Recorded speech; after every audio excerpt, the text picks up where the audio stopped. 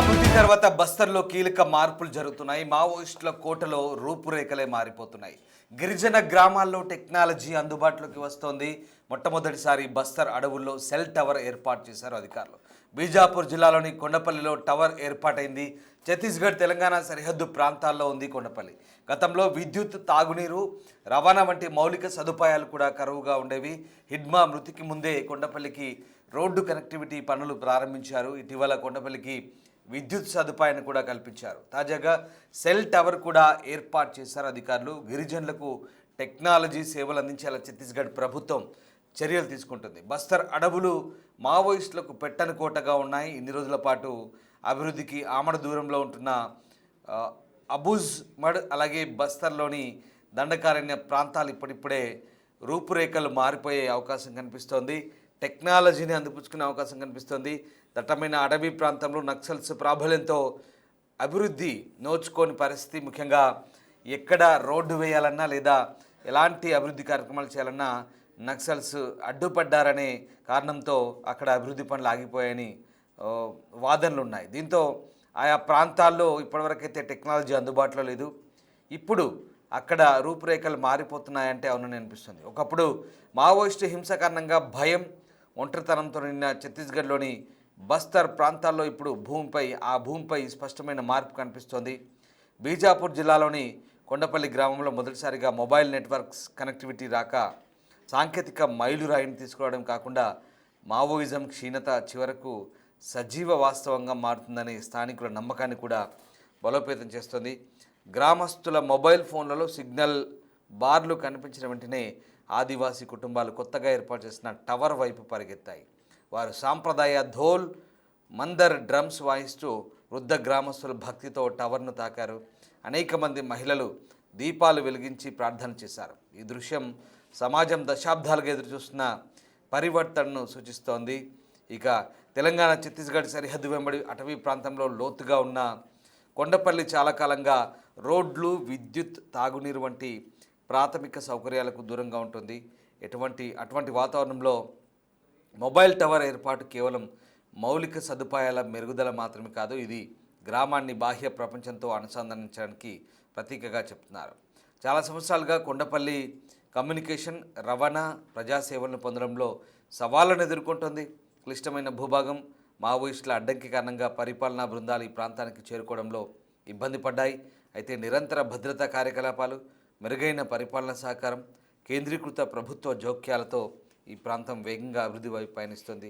గ్రామస్తులకు mobile connectivity రాక కేవలం ఒక సౌలభ్యం మాత్రమే కాదు, కొత్త జీవితానికి నాంది కూడా కాబోతోంది. ముఖ్యమంత్రి విష్ణుదేవ్ సాయి నాయకత్వంలో అమలు చేయబడ్డ నియాద్ నెల్లనార్ చొరవ ఈ మార్పుకు నడిపించడంలో నిర్ణయాత్మక పాత్ర పోషించిందని చెప్పవచ్చు. ఈ పథకం కింద కొత్తగా స్థాపించబడిన 69 భద్రతా పరిపాలనా శిబిరాల చుట్టూ ఉన్న 403 గ్రామాలకు సేవలు అందించబడుతున్నాయి. 9 విభాగాలు కమ్యూనిటీ సేవలను అందిస్తున్నాయి. 11 విభాగాలు వ్యక్తిగత ప్రయోజన పథకాలను నేరుగా కుటుంబాలకు విస్తరిస్తున్నాయి. బ్యాంకింగ్, విద్య, ఆరోగ్య సంరక్షణ, రేషన్ పంపిణీ, కమ్యూనికేషన్, తాగునీరు వంటి కీలక సౌకర్యాలు ఇప్పుడు మారుమూల ప్రాంతాలకు ఎక్కువ సామర్థ్యంతో చేరుతున్నాయి. మీరు చూస్తున్న ఆ దృశ్యాలు బస్తర్ అటవీ ప్రాంతంలోని కొండపల్లి గ్రామానికి సంబంధించిన దృశ్యాలు. అవన్నీ కూడా మావోయిస్టు నేత ఎన్కౌంటర్ చేయబడ్డ హిడ్మా గ్రామానికి సమీప ప్రాంతాలే. ఈ ప్రాంతాల్లో నిన్న మొన్నటి వరకు కూడా పూర్తిగా అభివృద్ధి నోచుకోలేదు. కానీ ఇప్పుడు ఆ ప్రాంతాలకు రోడ్లు వేస్తున్నారు, ఆ ప్రాంతాలకు విద్యుత్ ఇస్తున్నారు, ఆ ప్రాంతాలకు మొబైల్ కనెక్టివిటీ వస్తుంది, ఆ ప్రాంతాల్లో అభివృద్ధి కొనసాగుతుంది. మీరు చూస్తున్న దృశ్యాలు ఆ ప్రాంతంలో రోడ్లు వేస్తున్న దృశ్యాలు కనబడుతూ ఉన్నాయి. ఛత్తీస్గఢ్ మారుమూల ప్రాంతాలు ఇవి. ఈ ప్రాంతాలకి అభివృద్ధి నోచుకొని గ్రామాలు ఇవి. ఇప్పుడు ఆ గ్రామాలకి ఖచ్చితంగా మహర్దశ పట్టే అవకాశం ఉంది, మంచి రోజులు వచ్చే అవకాశం ఉన్నట్టుగా వార్తలు వస్తున్నాయి. అంటే ఇన్నాళ్ల పాటు బయట ప్రపంచానికి ఏమాత్రం పోలికలు లేకుండా ఉన్నటువంటి ఆ మారుమూల గిరిజన అటవీ ప్రాంతాలు ఇప్పుడు ఆధునికత చోటు చేసుకునే అవకాశం ఉంది. ఆధునికత అంటే కనీస సౌకర్యాలు కూడా లేవు. ఆధునికత అంటే ఏదో ఇతరత్ర అంశాలు కాదు. ఆధునికత అంటే కేవలం మౌలిక సదుపాయాలు. ప్రస్తుతం మిగతా ప్రజలు అనుభవిస్తున్న సదుపాయాలు ఇవి కూడా ఆ గ్రామానికి లేవు, ఆ గ్రామాలకు లేవు. ఇప్పుడు కనీస సౌకర్యాలు కూడా ఆ గ్రామాలకు లేని నేపథ్యంలో ఇప్పుడిప్పుడే అందుకోవాల్సిన పరిస్థితి, ఇప్పుడిప్పుడే ఆ గ్రామాలకు చేరుతున్న పరిస్థితి. గత 2 సంవత్సరాల్లో కమ్యూనికేషన్ రంగం గణనీయమైన వృద్ధిని నమోదు చేసింది. మొత్తం 728 కొత్త మొబైల్ టవర్లు ఏర్పాటు చేశారు. వాటిలో 116 వామపక్ష తీవ్రవాద ప్రభావిత ప్రాంతాల్లో, 115 అక్కడి జిల్లాల్లో ఉన్నాయి. దాదాపు 467 టవర్లు ఇప్పుడు 4G సేవలతో పనిచేస్తున్నాయి. 449 పాత టవర్లు 2G నుంచి 4Gకి అప్గ్రేడ్ చేయబడ్డాయి. మొదటిసారిగా డిజిటల్ కనెక్టివిటీ దట్టమైన అడవులు, కొండ ప్రాంతాల్లో కుటుంబాల జీవితాలను మార్చే అవకాశం కనిపిస్తుంది. కొండపల్లిలోని పరిపాలనా శిబిరం స్థాపించబడినప్పటి నుంచి అధికారులు క్రమం తప్పకుండా ప్రజలకు చేరువవుతున్నారు. బోర్డర్ రోడ్స్ ఆర్గనైజేషన్ దాదాపు 50 కిలోమీటర్ల రోడ్డు పనులను వేగవంతమైన వేగంతో నిర్మిస్తోంది. 2 నెలల క్రితం గ్రామానికి మొదటిసారిగా విద్యుత్ సరఫరా అందింది. దీనివల్ల పిల్లలు రాత్రిపూట చదువుకోవడానికి వీలేర్పడ్డది. చిన్న వ్యాపారాలను ప్రోత్సహించింది. అలాగే భద్రతను గణనీయంగా మెరుగుపరిచింది. నిరంతర శిబిరాలు, ప్రభుత్వ పథకాలు ప్రతి ఇంటికి ఆలస్యం లేకుండా చేరేలా ప్రయత్నిస్తున్నాయి. ఇక మొబైల్ నెట్వర్క్ కనెక్టివిటీ అందుబాటులోకి రావడంతో ఆధార్ ధృవీకరణ, బ్యాంకింగ్, పెన్షన్ పంపిణీ, రేషన్ ప్రక్రియ, ఆన్లైన్ విద్య, టెలిమెడిసిన్ వంటి ముఖ్యమైన సేవలు ఇప్పుడు మరింత అందుబాటులోకి వస్తాయి. ఒకప్పుడు ప్రాథమిక సేవల కోసం దట్టమైన అడవుల గుండా అనేక కిలోమీటర్లు నడవాల్సిన నివాసితులు ఇప్పుడు వాటిని ఇంటి వద్దే పొందవచ్చు. ముఖ్యమంత్రి ఈ విజయాన్ని బస్తర్ భవిష్యత్తుకు కొత్త ప్రారంభం అంటూ అభివర్ణిస్తున్నారు. కొండపల్లిలో నెట్వర్క్ కనెక్టివిటీ రాక కేవలం కమ్యూనికేషన్ మౌలిక సదుపాయాల విస్తరణ మాత్రమే కాదని, సంవత్సరాలుగా అణచివేయబడ్డ ఆకాంక్షల పునరుద్ధరణ అంటూ అంటున్నారు. డిజిటల్ సేవలు, సంక్షేమ పథకాలు బస్తర్లోని ప్రతి గ్రామానికి చేరేలా రాష్ట్ర ప్రభుత్వం కట్టబడిందని, రాబోయే సంవత్సరాల్లో ఈ పరివర్తన మరింత విస్తృతంగా మారుతుందని హామీ ఇచ్చారు. వాస్తవానికి బస్తర్ ప్రాంతంలో ఈ మధ్య ఒలింపిక్స్ కూడా నిర్వహిస్తున్నారు. బస్తర్ ఒలింపిక్స్కు అనే పేరుతో నక్సల్స్ ప్రభావిత ప్రాంతాల్లో దాగి ఉన్న ప్రతిభను గుర్తించే లక్ష్యంతో ఛత్తీస్గఢ్ ప్రభుత్వం ప్రారంభించిన ఈ బస్తర్ ఒలింపిక్స్ సంచలనం కలిగిస్తోంది. 2024 విజయం తర్వాత ఈ కార్యక్రమం మరోసారి 2025లో ప్రారంభించి వేలాది మంది యువత, మహిళలకు, మాజీ నక్సలైట్లకు ఇది ఒక ఆశావాహ దృక్పథంగా మారిన పరిస్థితి, ఒక వేదికగా మారింది. ఆయా టోర్నమెంట్లో రకరకాల పోటీలు నిర్వహిస్తున్నారు. గెలిచిన వారికి ఒక ఆత్మవిశ్వాసం నింపేలా అక్కడ దంతెవాడ, కాంకేర్, అబూజ్మడ్, బీజాపూర్, జగదల్పూర్ ఇలాంటి ప్రాంతాల్లో ఆటల పోటీ నిర్వహించడము, వాళ్ళలో క్రీడా నైపుణ్యాన్ని పెంపొందించడం, ఆత్మస్థైర్యాన్ని పెంచడం, ఒక నూతన ఉత్సాహాన్ని కలిగించడం, వాళ్ళకి బహుమతులు ఇవ్వడం, ఇవన్నీ కూడా ఇప్పుడు ఆ ప్రాంతంలో ఒక కొత్త ఉత్సాహాన్ని అయితే నింపిస్తున్నాయి. వాళ్ళలో దాగి ఉన్న ఒక టాలెంట్ని అయితే బయటకు తీస్తున్నాయి. బస్తర్ ఒలింపిక్స్ 2025 కూడా ఇప్పుడు అక్కడ కొనసాగుతున్న పరిస్థితి కనబడుతుంది. వాస్తవానికి ఈ బస్తర్ గ్రామాల్లో ఉన్నటువంటి సాయుధ గ్రూపుల నుంచి కొనసాగుతున్న బెదిరింపులు, మావోయిస్టుల నుంచి విముక్తి పొందిన గ్రామాలను అనుసంధించడానికి దాదాపు 300 కొత్త సెల్ టవర్ల ఏర్పాటుకు జూలైలోనే శ్రీకారం చుట్టినట్టుగా మనకు కనబడుతోంది. సో ఆ రకంగా అధికారులు ఇప్పటికే ఆయా గ్రామాల్లో కనీసం ఈ సెల్ టవర్లు ఏర్పాటు చేశామని చెప్తున్నారు. భద్రతా దళాలు, మావోయిస్ట్ గ్రూపుల మధ్య సెల్ టవర్లకు ప్రధాన వివాదంగా ఉన్న ఇన్ని రోజులు ప్రభుత్వానికి టవర్ను ఏర్పాటు చేయడం వ్యూహాత్మక అవసరంగా, మావోయిస్టులకు వాటిని నాశనం చేయడం కూడా అంతే ముఖ్యంగా అనిపించింది. ఈ విషయం తెలిసిన వ్యక్తులు బస్తర్ ప్రాంతంలో మావోయిస్టు ప్రభావిత జిల్లాలో విస్తరించిన దాదాపు 5,000 చదరపు కిలోమీటర్ల దట్టమైన అడవి అబూజ్మడ్లో కనీసం 32 సెల్ టవర్లు ప్రత్యేకంగా ఏర్పాటు చేసినట్టుగా చెప్తున్నారు. సాయుధ మావోయిస్టు కేడర్లతో చివరి పోరాటం ఇక్కడే జరుగుతుంది.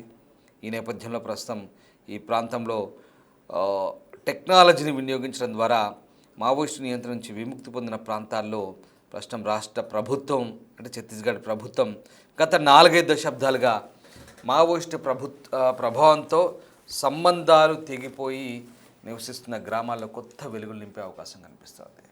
వాస్తవానికి ఛత్తీస్గఢ్ లాంటి ఆదివాసీ రాష్ట్రాల్లో, అలాగే తెలంగాణ ప్రాంతంతో సరిహద్దు పంచుకునే ఈ ఛత్తీస్గఢ్ ప్రాంతంలో ఇప్పటి వరకు కూడా అభివృద్ధికి నోచుకోలేదు. కేవలం మావోయిస్టుల సాయుధ పోరాటంతో అక్కడ పూర్తిగా పనులు నిలిచిపోయాయి. రోడ్లు వేద్దామంటే రోడ్లు వేసేందుకు వచ్చిన అక్కడి జేసీబీలను లేదా రోడ్డు చదును చేసే రోలర్స్ని, టిప్పర్లని తగలబెట్టడం, హాస్పిటల్ నిర్మించాలంటే అక్కడికి వచ్చిన ఆ సిబ్బందిని కొట్టి చంపడం, స్కూల్ కడదామంటే అక్కడికి వచ్చినటువంటి ఆ స్కూల్స్ కట్టేందుకు వచ్చిన టెక్నీషియన్లను, ఇంజనీర్లను చంపడం, లేదా సెల్ టవర్ నిర్మిద్దామని వచ్చినటువంటి ఆ వ్యక్తుల్ని హింసించడం లేదా కొట్టి పంపడం లేదా చంపడం, ఇలాంటి చర్యలు అనేకం జరిగాయి. పూర్తిగా ఎక్కడ ఒక హాస్పిటల్ కానీ, స్కూల్ కానీ, లేదా ఒక రోడ్ కనెక్టివిటీ కానీ, మొబైల్ కనెక్టివిటీ కానీ, ప్రతి చిన్న అంశంలో కూడా ఎక్కడ ఏ అభివృద్ధి నోచుకోలేదు. ఎక్కడ ఏది చేద్దామని వచ్చినా అక్కడ ఈ సాయుధ ఆ, అంటే ఆయుధాలు కలిగిన తీవ్రవాదులు ఎవరైతే ఉన్నారో ఇన్ని రోజులు అడ్డం పడ్డారు. అదంతా కూడా ఈ ప్రభుత్వం చెప్తున్న మాటలు, అక్కడ ప్రభుత్వాలు చెప్తున్న మాటలు, ఇవన్నీ కూడా ఇలా జరిగాయి ఇన్ని రోజుల పాటు. సో ఇప్పుడు అభివృద్ధికి ఏ రకమైన అభివృద్ధి సంక్షేమ కార్యక్రమాలు ప్రభుత్వం అందించేవి కూడా అక్కడ నోచుకోలేదు ఇప్పటి వరకు కూడా. చూడండి, అదిగో ఇప్పుడు రోడ్లు వేస్తున్నారు.